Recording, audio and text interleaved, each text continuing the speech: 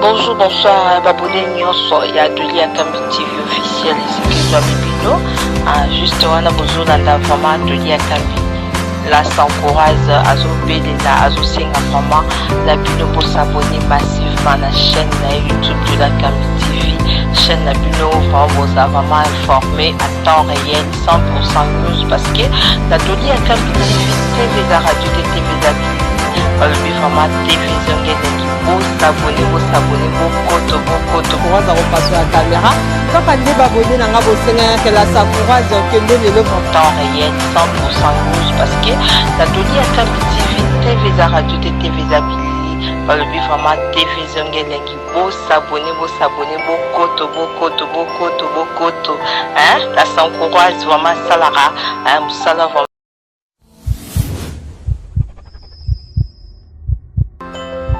Bonjour, bonsoir. Bonsoir, Baboni, sur Adelia Kambi TV officiel, si que je Bibino.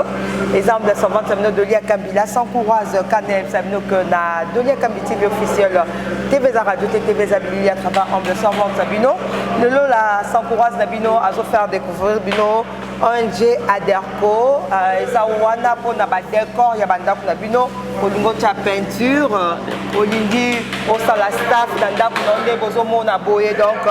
ONG Nabiso Aderco et ça na pour na bino ba on se posa pour sortir ba carreau il y a propre bebo moi biso vraiment to vraiment na chantier parce que to ça vraiment na souci il y a bande ko na biso bazo tonga na kata mboka o boza la diaspora to ni va bossa la vraiment biloko propre bo tonga biloko bien soko tche peinture na ndako eza ka net kara ya kuna o ça vraiment très à l'aise vraiment yango de lelo na mbeli bino nde on a biso mobali o vraiment aza coordonnateur na biso ya ONG na biso Aderco on a fait sa moté à se présenter par la mino. Bonjour papa Nanga. Oui, bonjour maman. Ok papa, tu as la caméra, peut s'abonner sur d'active partout dans le monde, à Londres, voilà moi maman d'orchestre, Bambote na batteur sur bateau la biso combo na yo.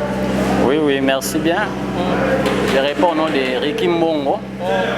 Nazali parmi bateau bazana en solo à Aderco. Donc ngai nazal technicien ou on a une équipe donc ngai mutu naza occupé par la technique donc c'est moi le coordonnateur ma technique eza na mutu na ngai. OK. Merci. Pour ça la nini yango na ONG Aderco expliquer bateau bazota la biso parce que dato moni toza en chantier dana FC bango ba décor ba mona kata salle de fête ba staff o nyoko ba ndeko la biso ONG Aderco de ba salle yango. Ok, merci. Na Aderco, nous avons un service à construction. Donc, nous avons un bâtiment, construction en général.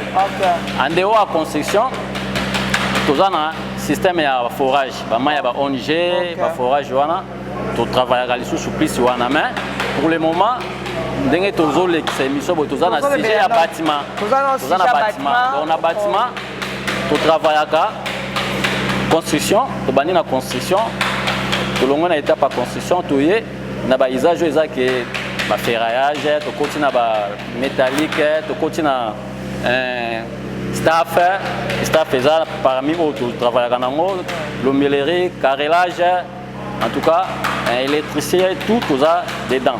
OK, merci beaucoup. Bah bonjour sur Da TV, vous comprendre que ONG Aderco ezana pona ba décor abanda kuna bino olingo cha caro ndeti caro ezana salle de fête totemi eza salle de fête ba ko inaugurer au samedi yonde vraiment ba ONG na biso Aderco ba yo sala musala pona salle de fête ezala vraiment waouh bozo mona déjà que dans nos facilités au fur et à mesure musala ezokende malembe to bazo bino nde bazo décorer papa na biso bato bazo tala biso ba ngaba ba soki ndeti mutasengi au salle les staff ya modèle oyo.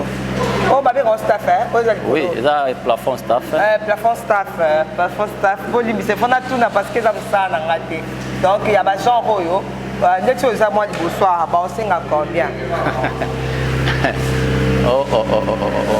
Bon. Mais ça va au moins idée, donc, bah, du genre. Staff, plafond, normalement, plafond, tout ça, plusieurs sortes de plafond. Tout ça, un plafond et staff, il y a J-Proc. Tout ça, un plafond et staff, où il y a tout tiracado, où il y a fabriqué, où il y a la fabrication. Pour fabriquer, donc, il y a des détails, il faut bandana la charpente. Il faut la charpente, il faut l'encadrement. Pour l'encadrement, où il y a plafond et staff. C'est-à-dire, staff nini, non, où est la fabrication? Oh, fabrication. Bah, produit dans yo. Ok, merci beaucoup. Babonada TV, bota ba. Tout ça na plâtre. Base. Base na ngo eza plâtre. Tout ça na plâtre.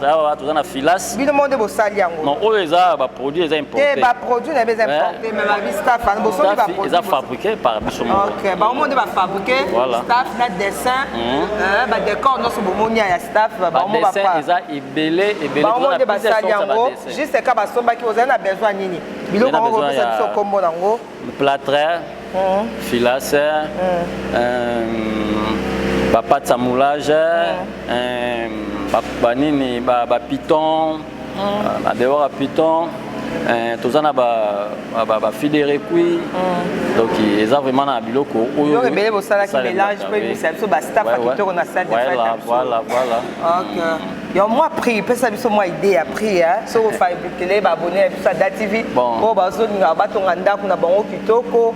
L'intérieur bandako na bango ça la bien donc idée ndeti na salon so ngabo ça les staff ya modèle combien salon naza na devis moko na salaki eza ya musala moko eza na juste na kinkole wana ezali arrêt de chaussée plus premier niveau le devis nango déjà auto réaliser le quoi en tout cas pour nango déjà ezalaki dans les 2000 maximum mais gros habits sur $2,500. $2,500 pour dans l'espace il y a salon Mbimba. On est là qui couilla arrêt de chaussée et là qui na salon. Arrêt de chaussée n'y a sur bocha bastat. Oui. Arrêt de chaussée là qui na salon. Cuisine na petite toilette. Ok. Mati licolo et là qui na 3 chambres, salle de bain, double véranda, même na c'est na véranda. Des vignes en tout cas maximum ezalaki dans les $2,500. Ok, merci. Wana chenda ko mobima. Pour mutu muso ko za makokite arobanda staff maleme. Voilà. Donc le bika juste salon na ye acha staff. Juste salon na ye et dépendra ce qu'on a motivé à décoration. Si vous monique papa sabi boya ba onyo so ba osepela na ba couleur ya na ba dessin ya ba staff yo. Hein? Boya bobanga te prix vraiment eza abordable. Na ONG na biso ya Aderco donc bolula basa bino ba staff ya bongo peinture peinture tout ça na peinture pour tout ça les importés la peinture na biso les importés eza ya ngoyo eza la peinture mo utaki fraîchement Europe. OK o eza la peinture utaki Europe eza importé en dehors de ça tout mélanger na ba peinture ya marque. Ok, pas peinture à marque. Baso à marque, ils ont justement pour tout ça là, tu bien en aussi facile donc tu as fond. Après fond, tu dois appliquer sur la peinture ou importer. Il y a un moment réalisé bouille, mais tout ça on a la couche de fond, la première couche. On a la première couche donc c'est déjà le finissage de. La première couche. Dengue, tu dois travailler la colonne.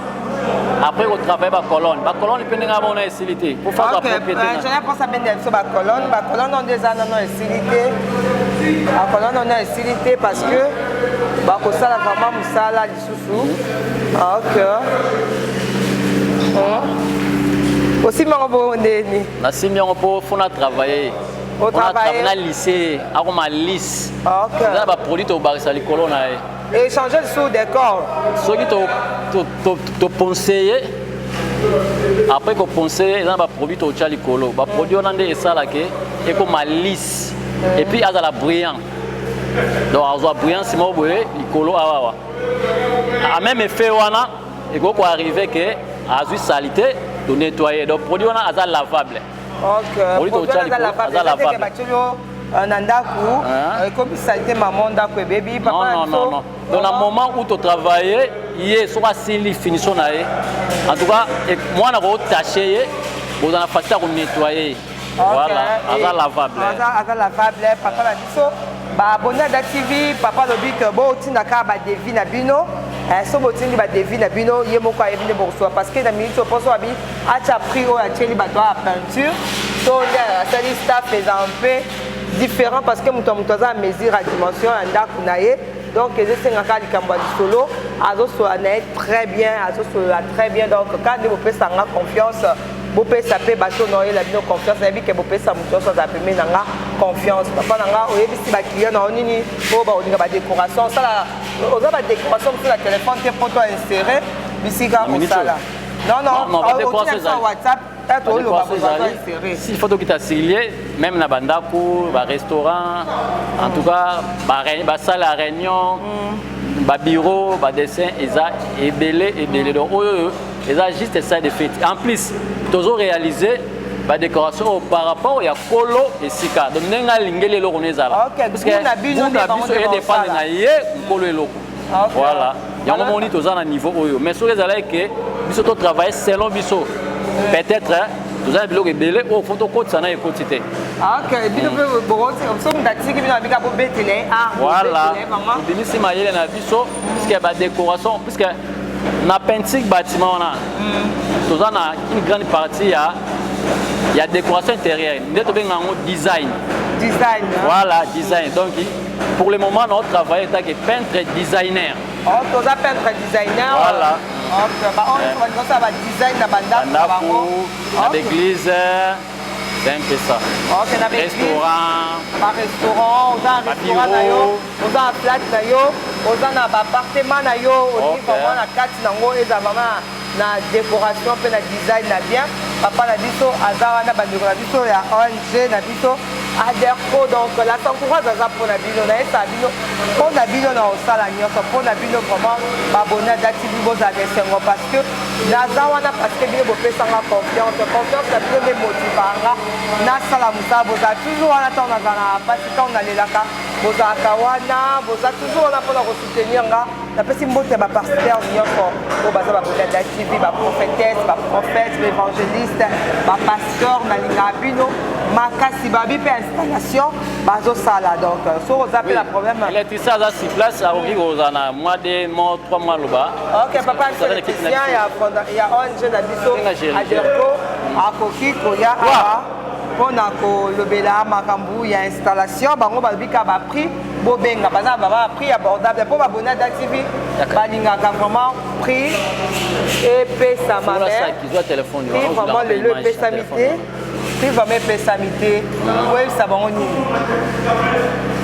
oui ici va on y pour la bon pour la prix en tout cas aux ala nabino vraiment apaisé ils en ont noté que peut-être était meza au Niger munene za mususu ko bank sabino non ko ba musu ba lobaka yo so il devait bimi boye to 20% to 15% de vinde ba futi biso ko bino bozo travailler ndenge nini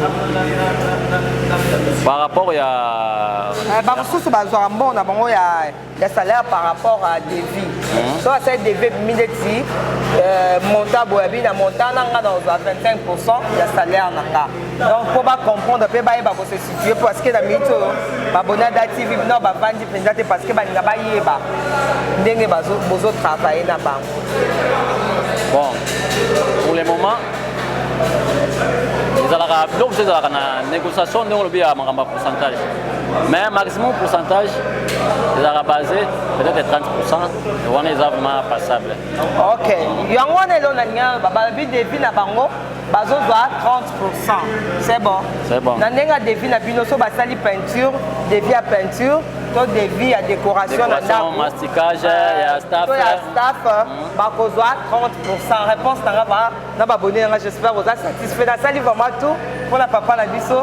Allo ba wana to qu'est-ce que papa na biso? Il y a électricien pour na misa na bido, il y a installation ba o ba comme na niveau, il y a installation papa na biso, ingénieur na biso ba na mchetu nyonso na pesibino beauté parce que l'auto beta 4 cylindres de na biso, il y a ingénieur PC4 micro. Ah bonjour papa ingénieur.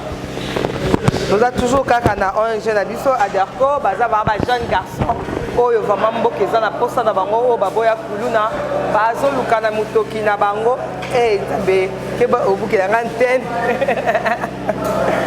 OK ya en fait nous avons toujours kaka d'ambiance émission nous avons chantier pour comprendre bonjour na makelele ndenge ezali papa na biso ingénieur ba abonné à biso TV bazo tala biso partout dans le monde ba oyo so baza posa ba numéro na bango naza nango baza ba numéro na bango WhatsApp na opé Sabino papa na ngai se présente opé si comme na ba voilà bonjour comme na ngai ingénieur Armani Donc, tu réalises électricité, bâtiment, na froid. Et tel que vous voyez, tout ce qui est comme installation. Voilà. Donc, split, électricité, bâtiment, tout en général. Les années de disposition à Bissau. Donc, merci beaucoup, Babonio Sada TV. On installation, vraiment, il y a bien de Konabiso Arman. On n'a pas parlé de Arman. Bateau, ça la installation, on va chanter, l'électricien, l'électricien a bien bolim ça, l'électricien a bien des tibino, jeune garçon boy. Ce qui dit au sali des vies, nous avons vu des vies naïe. Yo, vous aurez combien de pourcents na des vies parce que ils n'ont pas moins réfléchi.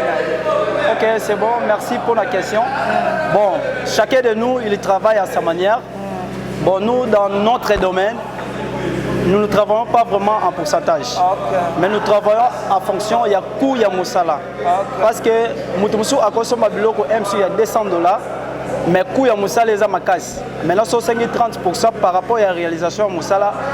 Et ça sera pénal passable dans El Nabiso. Mais main d'œuvre Nabiso, ça sera palpable par rapport à coût, il y a moussala. Et c'est toujours discutable. C'est discutable, papa a bien travaillé dans le pourcentage, donc Bobenga, c'est présent vraiment exagéré. Non, on n'exagère même pas. C'est vraiment équilibré.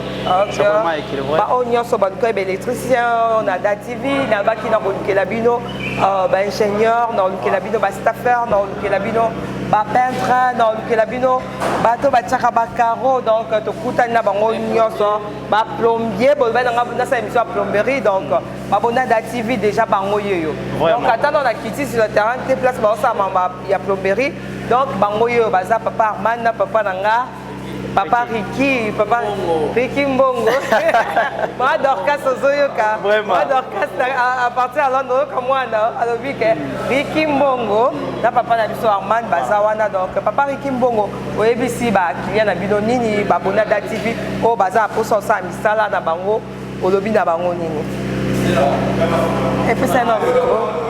Donc un micro, tu sais qu'à vous pouvez aller déjà.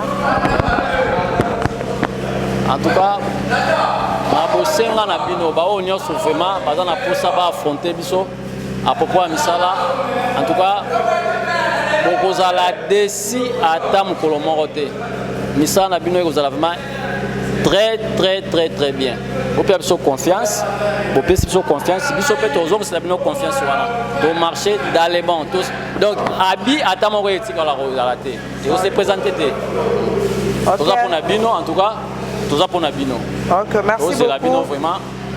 Et c'est mon ok, balbi bazo c'est la vidéo babona DATV na sengonion so ba o so ba ni ba design na mikolo ya kilelo babi kilelo na banda na bino donc kamingité ba design na banda na bino ba on so za posa kilelo na banda na bino na ba caro na ba staff bango wana bazali na ONG na biso comme kiminga susu Aderco ONG so Aderco papa na biso ingénieur olobi na ba abonné DATV nini.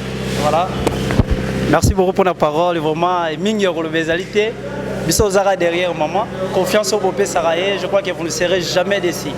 Bopé Sabiso confiance Wana. Et tout ce qui est comme na canal, il y a confort, il y a bâtiment, il y a banda pour la bino.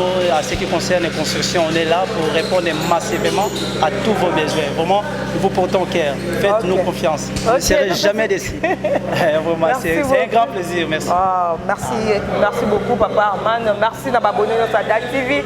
En tout cas, nous avons découvert ta bien. Bon, benga, bateau, nous sommes chanter d'abord la carte Kinshasa. Bateau, nous sommes tonga. Donc, là, ça vous a information sur Awa Ezakaka, na Dolia Kambi TV officiel. Toujours imité, mais jamais égalé, babi. Moutou na moutou. Alors, ça, mais Ezakaka, Ngolu, il y a des bus qui ont avancé, malembe.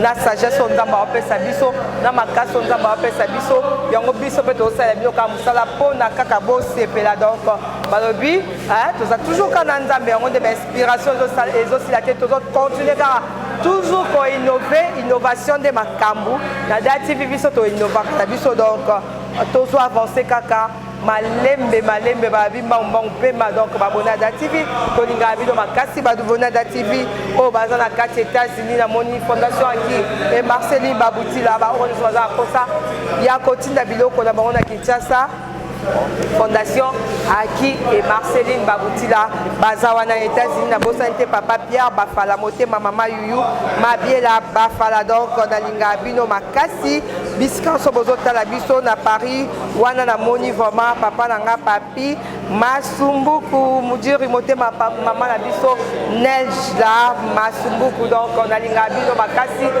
na bosante maman chérie Mamukole la prêtresse motema ya papa Noah na linga bino makasi babonada TV ya France ya Belgique ya Japon ya Australie ya République tchèque boza partout dans le monde bozolanda Da TV na linga bino makasi bo continuer ka toujours na ko soutenir biso na ba prière ba onyo so baza po sorti na mituka na bango agence ezaka moko BK agence oza na France oza po sorti na mutuka na Kinshasa livraison à domicile ba oui colis pe livraison à domicile oza na Espagne oza continue na mutuka oza po sorti na colis oza na Angola oza po sorti na mbongo batangola bolele mi pour l'agence BK agence aye wana moni vie na ngagiju te kadiambo na babi ndilwa de Paris babi Angelou yankolo donc na moni susu papa nanga nono qui a zayoko donc bambo tebele partout boza et ça chanter que les nationalistes donc événement ezaka kamoko le 5 novembre fondation la s'encourage Ketika Biloko na ba hôpitaux pour na bato bazo souffrir bato bazangi kisi bano babotami bazanga ta pampers tozana na mukio nzamba pesa biso to kesunga bango merci na ba oyo ba soutenir biso ba collaborer na biso batindi ba mbongo na bango poto sunga ensemble na bango vraiment nzambe ya pambola bino ozana parcelle na ozoteka ozana hectare na yo ozana ba salon de coiffure, aux la parfumerie, aux appartements. Donc, tu as toujours on a pendant sa promotion à la boutique d'habillement. Ou on a moni ma mélodie ma wete, place à Bruxelles, na apprécié bambote, et belé na linga abino ma casse aux na matanga. Oza na fête, oza mariage, reportage déjà na DATV, je pense à Zosala vraiment merci beaucoup na ingénieur na biso, merci tamba pambola bino babona DATV baza wana babi bobanga prité bobenga bango ba numéro na bango ezana soko CP émission olingi basala décor abonanda kuna yo basala ba staff aboye batio ba split batio ba installation ba courant bato oningi commune étape ocha ba plomberie na ndako na donc au commune étape ba plomberie donc baza on a pona osala musala ba carreau donc misala ezebele donc bomoni que babiti mamba forage toke na ba malembe tito osala mamba forage ngana bino merci l'ingénieur pense pour na bilili vraiment ya propre merci vraiment ngana bino to mona prochain numéro bye yo